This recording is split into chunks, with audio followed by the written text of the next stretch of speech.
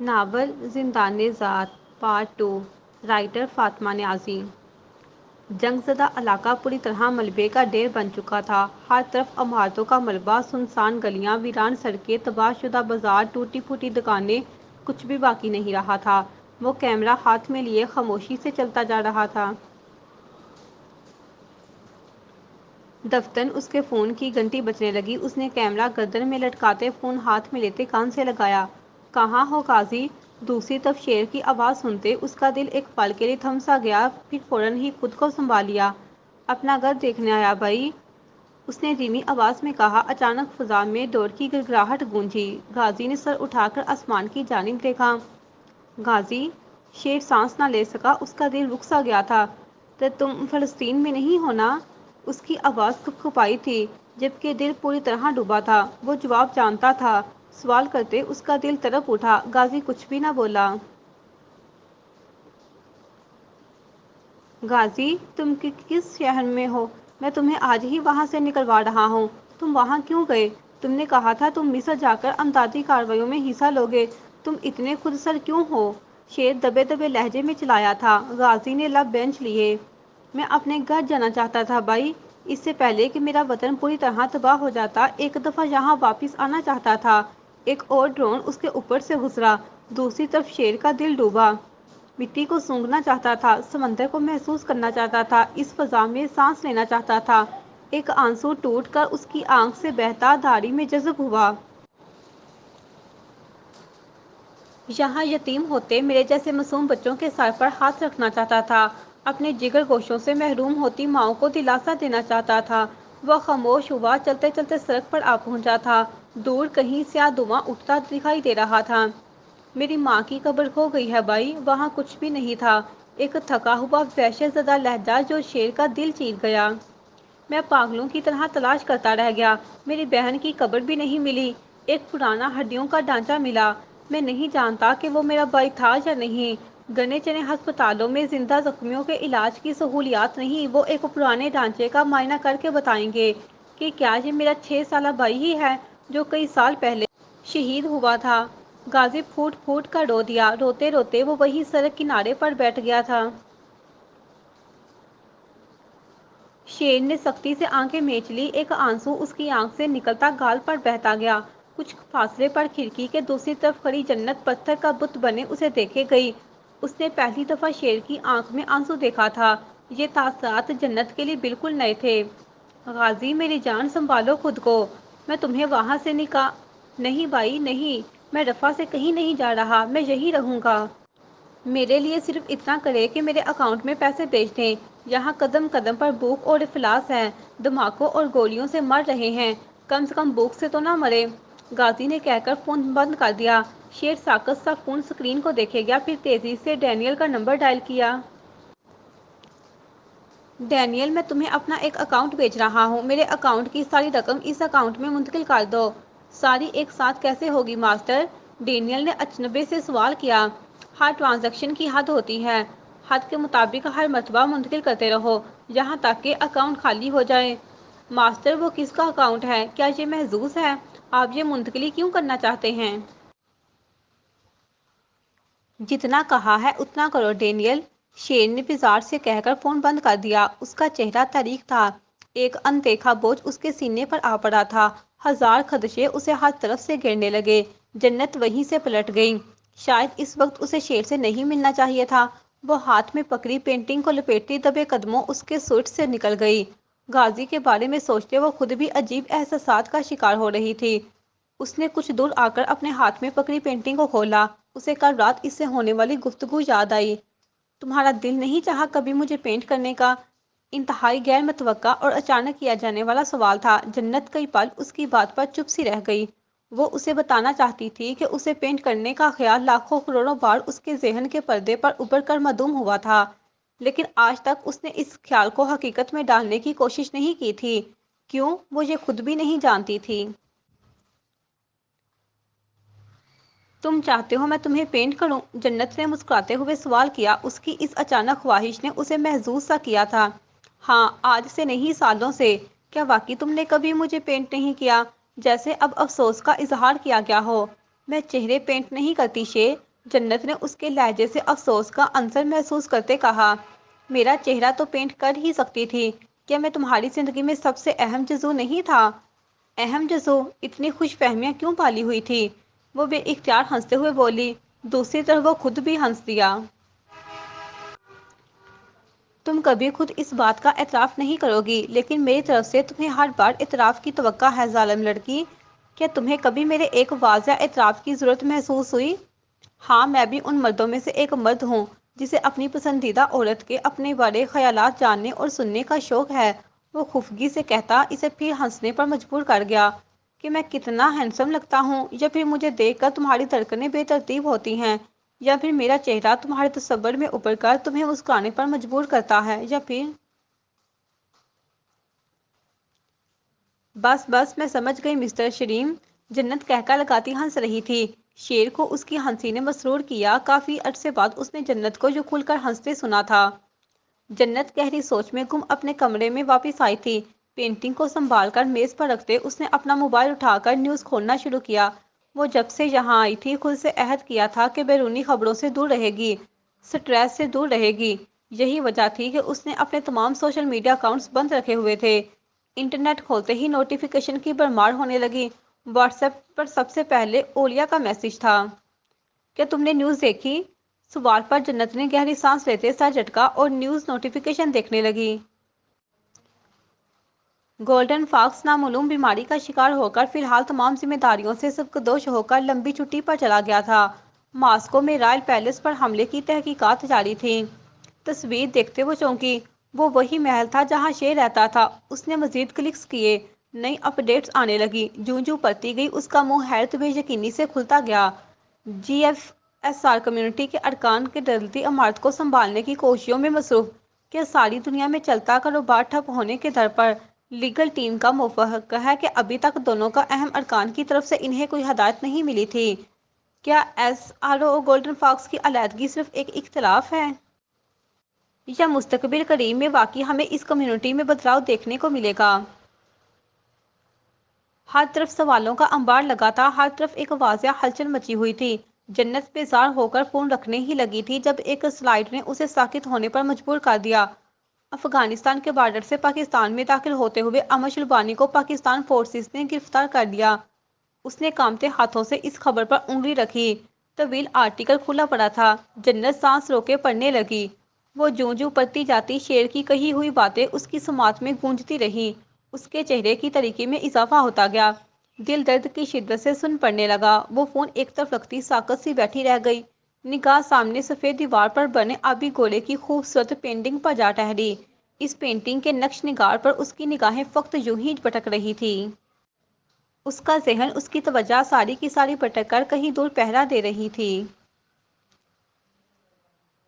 اگلے کئی روز تک بھی اسلام آباد کا موسم نم آلود تھا۔ ٹھنڈی ہوائیں، بھیگی سڑکیں، درختوں کے معمول سے بڑھ کر سبز پتے، تر شاخیں اور ان کے کونوں میں چھپے پرندے جو اپنے پروں سے بارش کی بوندیں چھڑکا رہے تھے۔ بادلوں کی چال ڈال سے لگتا تھا پھر بارش ہوگی اور خوب ہوگی۔ وہ اپنی گاڑی کے ڈرائیونگ سیٹ پر بیٹھا مقامی کافی شاپ سے کافی پی رہا تھا۔ آج پھر ہاتھ میں پھول تھے، لیکن کل والوں سے مختلف۔ شاید وہ گھر چھوڑ آیا تھا۔ تحفہ آج خوبصورت شاور میں محفوظ فرنٹ سیٹ پر دھرا تھا۔ کافی کا آخری گھونٹ بھرتے اس نے گاڑی کا انجن چلایا اور اسے سڑک پر ڈال دیا۔ 15 منٹ کی مسافت پر وہ طوبیٰ کے گھر پہنچ چکا تھا۔ اس نے عالیشان محل نما گھر پر ایک خاموش نگاہ ڈالی اور وہیں گاڑی پارک کرتے باہر نکل آیا۔ اندر وسیع ہال میں ریٹائرڈ افسر عزیز خان اپنی اہلیہ اور چھوٹے بیٹے ابراہیم خان کے ساتھ بیٹھے شام کی چائے پی رہے تھے۔ وہ خوش گپیوں میں مصروف دکھائی دیتے تھے جب باہر سے ایک باوردی اہلکار وہاں اجازت لے کر داخل ہوا۔ کہو مبین، بریگیڈیئر صاحب، باہر کمانڈر حاشر خان آئے ہیں۔ عزیز خان بری طرح چونکے۔ ابراہیم اور ان کی اہلیہ بھی رخ موڑے گارڈ کی جانب دیکھنے لگے۔ کمانڈر حاشر خان، وہ بے آواز بڑبڑائے۔ انہیں ڈرائنگ روم میں بٹھاؤ، عزیز خان نے کہا اور اپنی بیوی کی جانب دیکھا۔ کمانڈر حاشر یہاں؟ شاید طوبیٰ سے کوئی کام ہو۔ کیسا کام؟ ابراہیم خان نے کہا۔ ان کا کیس تو مکمل ہو چکا، اب تو ملٹری کورٹ کی تاریخ دی جا چکی۔ ابراہیم خان نے دبے لہجے میں باپ کی طرف دیکھتے کہا۔ وہ یقیناً کسی کام سے ہی آیا ہوگا۔ طبع کو اطلاع کر دیتی ہوں، پھر چائے وغیرہ کا بندوبست کرتی ہوں۔ ٹھیک ہے، میں بھی ڈرائنگ روم میں ہی ہوں۔ عزیز خان فوراً اٹھ گئے۔ ڈیڈ میں آؤں؟ ابراہیم خان بولا۔ اس نے آج سے قبل براہ راست حاشر خان سے نہیں ملا تھا۔ وہ ملٹری کی ایسی شخصیت تھی جس کے بارے میں ہر ایک نے سنا ضرور تھا، لیکن براہ راست ہر کوئی اس سے مل نہیں سکتا تھا۔ ایسا نہیں تھا کہ اس سے ملنا کوئی بہت ہی ناممکن امر تھا، لیکن وہ ان فوجیوں میں سے تھا جو ہمیشہ فیلڈ پر رہا کرتے تھے، جو سالوں منظر سے غائب رہتے اور پھر ایک آدھ دفعہ ہیڈ کوارٹر میں پیش ہوتے اور پھر کسی نئی منزل کی طرف نکل پڑتے۔ عزیز خان نے پلٹ کر بیٹے کی طرف دیکھا اور پھر اسبات میں گردن ہلائی۔ ابراہیم اٹھ کر اندر کی طرف بڑھ گیا۔ وہ دونوں جو ہی اندر داخل ہوئے، وہ سلام کرتا اپنی جگہ سے اٹھا اور قدرے جھک کر عزیز خان سے مصافحہ کیا اور پھر ابراہیم کی طرف دیکھ کر مسکرایا۔ خوش آمدید کمانڈر حاشر۔ شکریہ سر، کیسے ہیں آپ؟ وہ خوش دلی سے مسکراتا بولا۔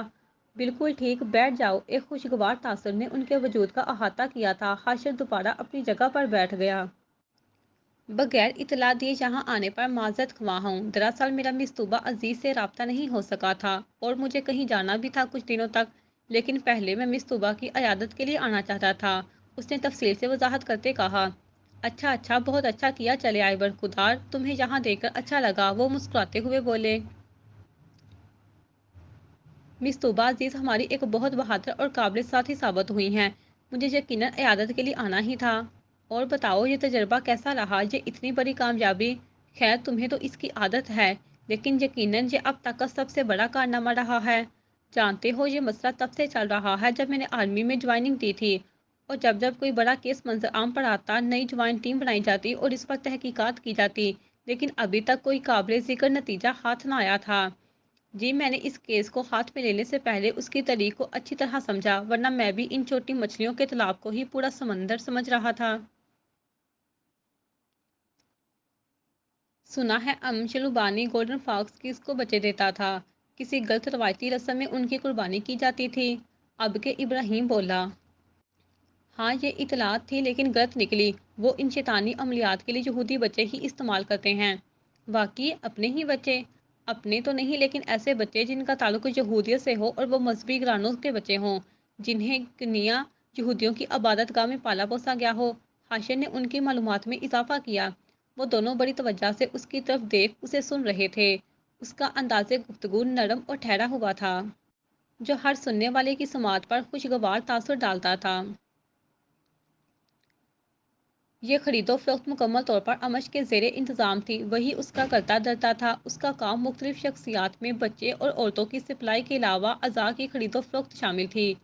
یہ پاکستان کے علاوہ کن ممالک میں یہ دھندا کر رہا تھا؟ بنگلہ دیش، بھارت، سری لنکا، افغانستان، ایسے ممالک جن کا دفاعی نظام اور سسٹم اتنا مضبوط اور فعال نہیں کہ ایسے معاملات کو پوری طرح کنٹرول میں رکھ سکے۔ سب سے زیادہ اس چیز پر بات منحصر ہوتی ہے کہ کسی بیرونی طاقت کو اندرونی سپورٹ کس حد تک حاصل ہے۔ اسی اسلام میں ملازم ٹرالی گھسیٹتا اندر آیا اور لوازمات میز پر سجانے لگا۔ اس تکلف کی ضرورت نہیں تھی، حاشر نے تکلف کیا۔ ارے تکلف نہ کرو، وہ دوستانہ انداز میں بولے۔ کیا آپ کو چائے یا کافی پیش کروں؟ ملازم نے اجازت طلب نگاہوں سے اس کی طرف دیکھا۔ بہت شکریہ آپ کا، میں لے لوں گا، اس نے نرمی سے انکار کیا۔ وہ اس دوران سیدھا بیٹھا رہا، بیٹھنے سے لے کر بولنے تک اس کے ہر انداز کو عزیز خان کی توجہ حاصل تھی۔ ویسے تم کافی پیتے ہو یا چائے؟ میں اکثر کافی پیتا ہوں، لیکن چائے کو بھی ناپسند نہیں کرتا، اس نے مسکراتے ہوئے کہا اور جھک کر اپنے لیے کافی لینے لگا۔ ابراہیم نے چائے کا کپ بھرتے اسے نگاہوں میں ہی رکھا۔ حاشر خود پر ان کی توجہ کو خوب محسوس کر رہا تھا، لیکن اس چیز سے وہ قدر بے نیاز اور مطمئن سا تھا۔ شائستگی نفاست کا منہ بولتا ثبوت تھا۔ انہیں یہاں بیٹھے 10 منٹ ہو چکے تھے۔ کچھ دیر اور گزری، وہ خوش گپیوں میں مصروف ادھر ادھر کی باتیں کرتے خوشگوار موڈ میں تھے۔ تبھی طوبہ وہاں آئی۔ السلام علیکم، اس نے سلام کرتے ایک الجھی نگاہ حاشر پر ڈالی۔ وعلیکم السلام، اتنی دیر کو کہاں کر دی بیٹے؟ آؤ بیٹھو۔ کیسی ہیں آپ؟ حاشر بھی نرمی سے دریافت کرتا اس کی طرف متوجہ ہوا۔ اس دن میٹنگ کے دوران آپ کی ٹھیک سے عیادت نہ کر سکا، معذرت چاہتا ہوں۔ کوئی بات نہیں کمانڈر، آپ نے حال چال پوچھ لیا تھا، وہ بدبخت مسکرائی، جھوٹی تلخیاں چھپاتی مسکراہٹ۔ کمانڈر صاحب تو تمہاری کارکردگی کو خوب سراہ رہے تھے۔ ہاں، بڑی چھپی رستم نکلی میری بہن تو، ابراہیم بھی مذاق کا دامن تھامے مسکرا کر بولا۔ طبع وقت خفیف سے مسکرائی اور ایک خالی صوفے پر جا بیٹھی، نگاہیں حاشے کے چمکتے قیمتی جوتوں پر تھیں۔ کیا کر رہی تھی؟ عزیز خان نے اپنی بیٹی سے سوال کیا۔ صبح سے دکھی بھی نہیں، میں پینٹنگ کلاس کے لیے گئی تھی اور اس کے بعد بھی یہیں پریکٹس کر رہی تھی۔ بہت اچھا مشکلہ ہے پینٹنگ، حاشر نے تبصرہ کیا۔ جی، وہ فقط اتنا ہی کہہ سکی۔ چلو تم لوگ باتیں کرو، مجھے اجازت دو پھر۔ دراصل ایک دوست کے ہاں جانا تھا، وہ معذرت خواہ انداز اپناتے ہوئے بولا۔ ابراہیم بھی کچھ ہی لمحوں میں فون کی بجتی گھنٹی کے باعث اٹھ کر چلا گیا۔ حاشر اب طوبیٰ کی طرف متوجہ تھا جو سپاٹ چہرہ لیے بیٹھی تھی۔ مجھے اندازہ نہیں تھا کہ آپ کیوں میرے گھر آ جائیں گے، وہ سنجیدہ سے کہہ رہی تھی۔ اسے واقعی یہ توقع ہرگز نہیں تھی۔ آپ ایسے کہہ رہی ہیں جیسے میں کوئی بدماش یا گنڈا ہوں، حاشر نے دھیمے لہجے میں شکایت کی۔ میں نے تو یہ نہیں کہا، طوبیٰ فوراً نفی میں گردن ہلاتی بولی، خفگی ہر انداز سے جھلک رہی تھی۔ کیا کرتی ہیں آج کل؟ حاشر نے سوال کیا۔ مصروف رہتی ہوں، سوشل ایکٹیویٹیز وغیرہ۔ اچھی مصروفیات کی تلاش ہیں۔ آپ ملٹری سے ریٹائرمنٹ لے رہی ہیں؟ حاشر نے یوں ہی پوچھا۔ وقفہ، آپ ایک قابل افسر ہیں، آپ کی خدمات۔ کیا ہم کوئی دوسری بات نہیں کر سکتے؟ معاف کیجیے گا مگر میں ایک بد لحاظ میزبان نہیں بننا چاہتی، تو بہتر ہے کہ ہم ایسے موضوعات پر گفتگو نہ کریں، اس نے سنجیدگی سے کہا۔ بہتر؟ حاشر نے برا مانے بغیر سر خم دیا اور ایک خاموش نگاہ طوبیٰ پر ڈالی۔ وہ اس کی طرف نہیں دیکھ رہی تھی۔ چہرہ بڑا بڑا، گالوں پر گلابی پن چھلک رہا تھا، بڑی بڑی گہری آنکھیں اداسی کو چھپاتی دکھائی دے رہی تھی، بال اونچی پونی میں بندھے تھے۔ سبز سادہ سی کرتی پر کھلا ٹراؤزر پہنے وہ ہر شے سے بے نیاز دکھائی دے رہی تھی۔ حاشر کا دل ایک لمحے کو گدازی کے سمندر میں غوطہ زن ہوا۔ اس نے نگاہوں کا رخ بدل کر دوسری جانب دیکھنے لگا۔ کیا میں آپ کی پینٹنگز دیکھ سکتا ہوں؟ حاشر نے ماحول کی سردی کو کم کرنے کی کوشش کی۔ میں ابھی سیکھ رہی ہوں اور ایسی کوئی خاص پینٹنگ میں نے ابھی تک نہیں بنائی ہے۔ پھر بھی، حاشر نے نرمی سے اصرار کیا تو وہ بادل ناخواستہ اپنی جگہ سے اٹھ کھڑی ہوئی۔ حاشر بھی اٹھ گیا۔ وہ ڈرائنگ روم کے بائیں جانب دروازے کی طرف بڑھنے لگی۔ ایک وسیع راہداری تھی جہاں چھت پر قیمتی فانوس فاصلے سے لگے تھے، سنگ مرمر کے گلدان اور ان میں لگے سجاوٹی پھول، سنہرے پردے اور قسم قسم کی پینٹنگز ایک اچھا کلاسیکی تاثر دے رہی تھی۔ راہداری کی دوسری طرف تالاب تھا جس میں خوبصورت برتقیں تیرتی دکھائی دے رہی تھی۔ بہت خوبصورت ہے آپ کا گھر۔ شکریہ، یہ میرے دادا کے وقت کا انٹیریئر ہے جسے ڈیڈ تبدیل نہیں کرواتے، صرف تھوڑی بہت تبدیلیاں وقتاً فوقتاً ہوتی رہی ہیں، اس نے کہا۔ انداز نرم نہ تھا تو سخت بھی نہ تھا۔ راہداری ختم ہوتے وہ ایک طرف مڑ گئے اور سامنے ہی ایک دروازہ تھا جہاں داخل ہوتے اس نے آس پاس نگاہ دوڑائی۔ وہاں مختلف سائز کے ایزل رکھے تھے، کمرے میں بے شمار کھڑکیاں تھیں جن پر سفید پردے تھے، کھڑکیوں کے آگے مختلف گملے تھے جن میں پھول اور پودے رکھے تھے۔ طوبیٰ خاموشی سے جا کر ایک ایزل کے سامنے رکھے اسٹول پر بیٹھ گئی۔ ایزل پینٹنگ پر تھی جس پر موڑ کو رنگوں سے عکس بند کیے جانے کا عمل جاری تھا۔ ان کے درمیان ایک گہری خاموشی چھا گئی تھی۔ اس کے ہاتھ میں برش تھا اور سامنے رنگوں کی بہتات تھی۔ وہ پیچھے کھڑا خاموشی سے اس کی جانب دیکھتا گیا۔ آپ یہاں کیوں آئے ہیں؟ کیا آپ کی اہلیہ جانتی ہیں کہ آپ ایک نان پروفیشنل کا زیر مجھ سے ملنے میرے گھر آئے ہیں؟ وہ چاہ کر بھی لہجے کی تلخی اور طنز کو چھپا نہ پائی تھی۔ حاشر نے ناسمجھی سے اس کی طرف دیکھا۔ وہ کئی پل اس کے جملے کی گہرائی کو سمجھنے کی کوشش کرتا رہا۔ میری اہلیہ؟ وہ عجیب الجھے ہوئے لہجے میں سوال کرتا خود کو خود ہی بے وقوف لگا۔ جی کمانڈر، آپ کی اہلیہ جو آپ کے گھر رہتی ہیں، آپ کی والدہ کے ساتھ، جس کے بارے میں آپ نے مجھے کبھی بتانے کی زحمت نہیں کی۔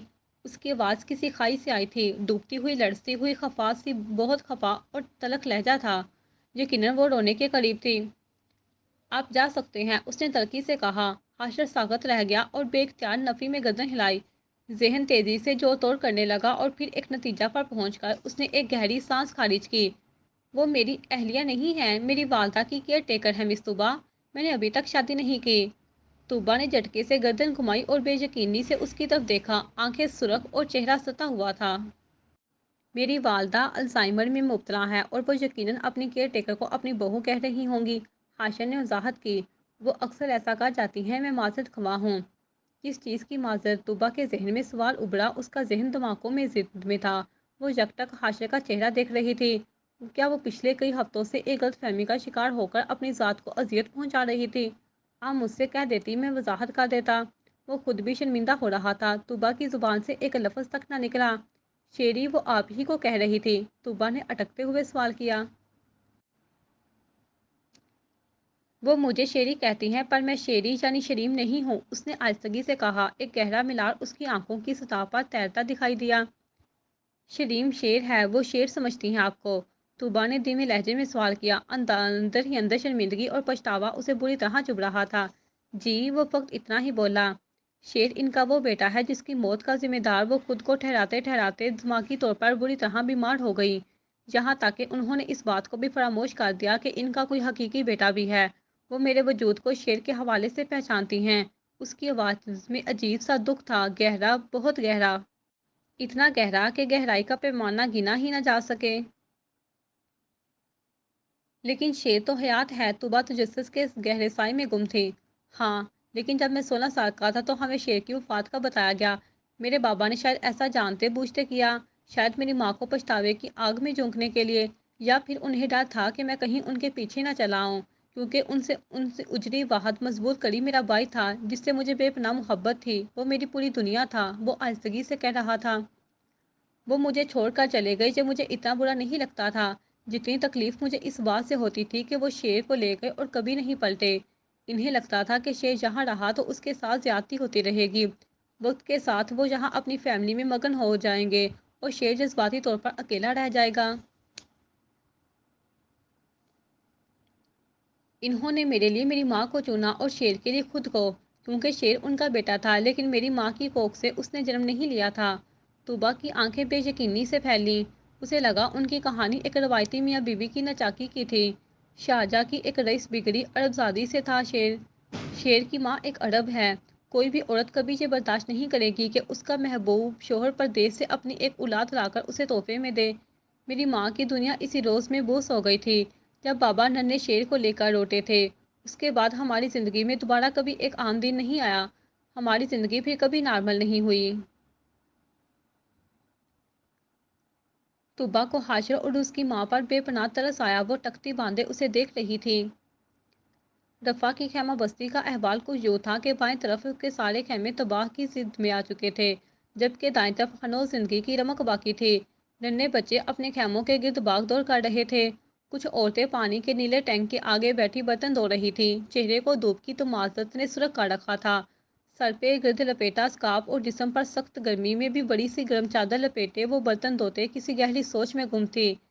یہاں بنے ہر خیمے میں الگ خاندان تھا، ہر خاندان زخموں سے چور تھا، کسی نے اپنی بیوی تو کسی نے اپنے خاوند کھوئے تھے،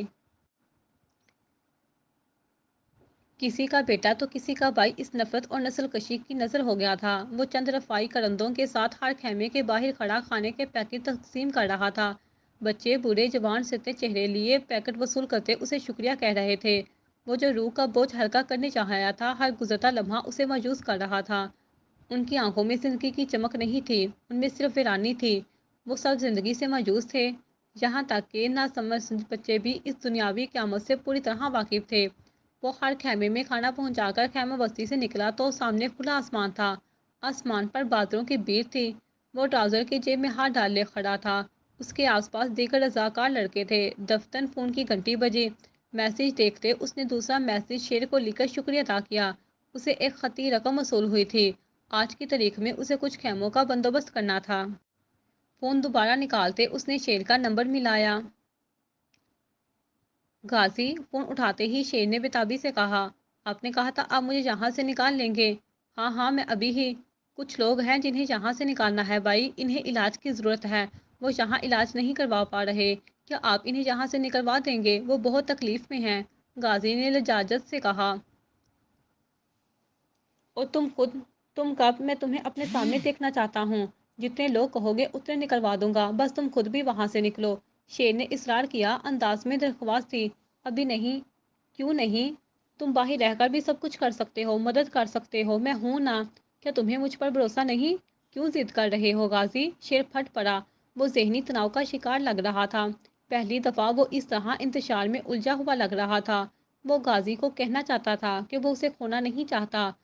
غازی اس کی زندگی کا اہم ترین حصہ ہے، اس کے دل کا اہم ترین حصہ ہے، وہ اسے بھائیوں سے زیادہ عزیز ہے، وہ اس کے لیے اپنے بیٹے کی طرح ہے، اگر اسے کچھ ہو گیا تو وہ ساری زندگی سنبھل نہیں پائے گا، وہ کبھی پہلے کی طرح نہیں ہو پائے گا۔ مجھے کچھ نہیں ہوگا بھائی، تمہیں کچھ نہیں ہوگا، شیر بے اختیار بولا۔ یہ خیال بھی روح جھنجھوڑ دینے والا تھا، وہ پوری دنیا کو کھو سکتا تھا لیکن غازی کو نہیں۔ مجھے تفصیلات بھیجو ان لوگوں کی، شیر نے کہہ کر فون بند کر دیا۔ شکریہ بھائی۔ غازی کی اگلی بات فضا میں ہی کہیں رہ گئی، وہ ٹھنڈی سانس بھرتا مڑا۔ کیا یہ وہی کمانڈر ہے؟ ایک لڑکے نے پوچھا۔ ہاں، اس نے مختصر جواب دیا۔ ہمیں جلد سے جلد ان لوگوں کی تفصیلات اکٹھی کرنی ہے بھائی، انہیں یہاں سے نکلوا رہے ہیں۔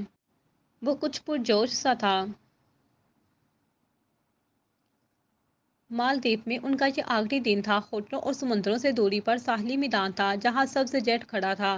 جنرل جو ہی ٹہلتی ٹہلتی یہاں آ پہنچی تھی، جیٹ دیکھ کر فوراً سمجھ گئی کہ اس کا مالک شیر تھا، لیکن وہ یہ جیٹ نہیں تھا جس میں شیر سفر کرتا رہا ہے۔ وہ محتاط تھا، جنرل سوچنے لگی۔ سادہ سی ڈھیلی شرٹ اور سفید ٹراؤزر میں پہنے وہ آرام دہ حلیہ میں تھی۔ ہاتھ میں لیموں کا کوئی مشروب تھا جسے وہ وقفے وقفے سے پی رہی تھی۔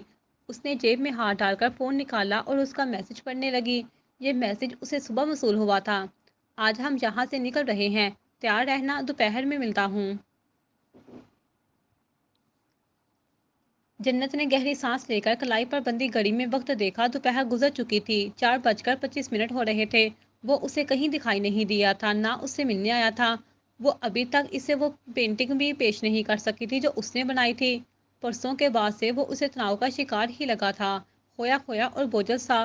شاید غازی اس کے لیے بہت زیادہ اہمیت رکھتا تھا، وہ خوفزدہ تھا۔ وہ اسے کئی بار مختلف لوگوں سے رابطے کرتے دیکھ چکی تھی، ہر بار موضوع گفتگو غازی تھا۔ وہ غازی کے بارے میں بہت زیادہ نہیں جانتی تھی، لیکن اتنا ضرور جانتی تھی کہ وہ کئی سالوں سے شیر کے ساتھ ہے۔ شاید تب سے جب شیر واشنگٹن چھوڑ کر روس منتقل ہوا تھا، تب جب وہ اس سے جدا ہو گیا تھا۔ ایک ہفتے قبل کیا گیا معائنہ معدہ ہی رہا۔ وہ ایک نارمل زندگی کی طرف ابھی تک نہیں لوٹے تھے۔ شاید ہنوز بہت کچھ باقی تھا، وقت اور حالات کو بدلتے بدلتے بھی وقت لگنا تھا۔ وہ مطمئن تھی، روح میں وہ تشنگی، وہ بے ربط ہنگامی، وہ تسلسل سے کی کمی کا عالم باقی نہیں رہا تھا۔ اس کی وجہ شیر کا ساتھ ہونا تھا۔ وہ مزید اسے کہیں چھوڑ کر نہیں جا رہا تھا، وہ اسے اپنے ساتھ لے جا رہا تھا۔ یہ اس کی زندگی کی سب سے اہم اور خوبصورت تبدیلی تھی۔ اس تبدیلی کے ساتھ اسے کسی قسم کے بھی غیر معمولی حالات قبول تھے۔ وہ وہیں قریب ایک سنگی چٹان پر بیٹھ گئی۔ ہوائیں چل رہی تھی، بادل آسمان کو گھیرنے لگے تھے۔ وہ آسمان کو تکتی اپنی زندگی کو سوچتی رہی۔ جاری ہے۔